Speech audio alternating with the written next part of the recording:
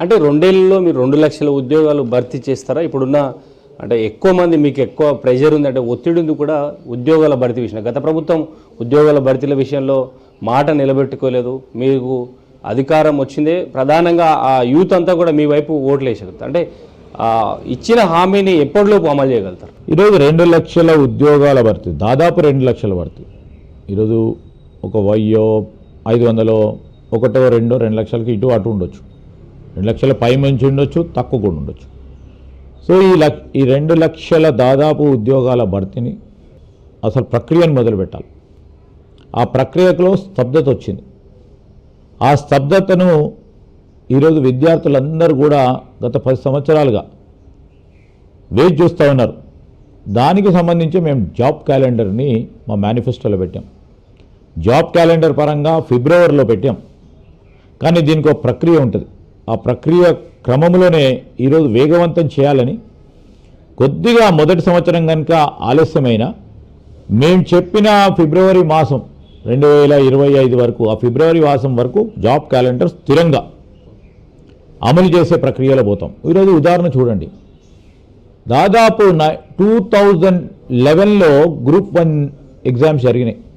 2011 నుంచి 2024 అంటే 13 సంవత్సరాల కాలం పాటు గ్రూప్ 1 ఎగ్జామ్స్ జరగకుండా ఉంటే, నేను గ్రూప్ 1 ఆఫీసర్ కావాలి, నేను సేవ చేయాలి ఈ రాష్ట్రానికి అనుకున్న ఆ యువత, 20-22 సంవత్సరాలు ఉన్న ఆ యువకుడు, ఆ సోదరిమణికి ఇప్పుడు ఎంత వచ్చి ఉంటుంది వయసు?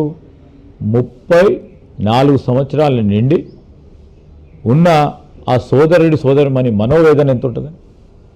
అదే పరంగా 30 ఏళ్ళు, 32 ఏళ్ళు, 33 ఏళ్ళు కలుపుకుంటే 45-46 ఏళ్ళు వాళ్ళు ఈరోజు వేచి చూసి గ్రూప్ 1 వస్తుంది, నేను గ్రూప్ 1 అధికారి కావాలని వేచి చూస్తూ ఉన్న ఆ విద్యార్థికి మనోవేదన ఏ విధంగా ఉంటుంది? అవన్నీ ఆలోచన చేసే మేము ఆ సిస్టంలో పెట్టాలి.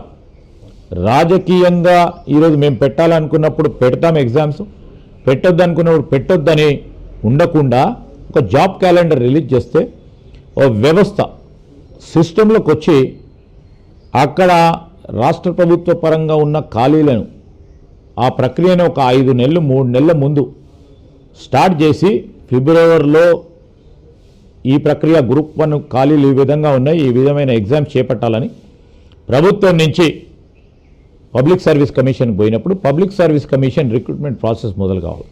సో ఈ ప్రక్రియను సిస్టంలో పెట్టే ప్రయత్నంలో ఉన్నాం. ఆది క్రమంలో ఈరోజు మేము మొన్ననే డిసెంబర్లో ఫామ్ చేశాం, ఫిబ్రవరిలో అనుకున్నాం.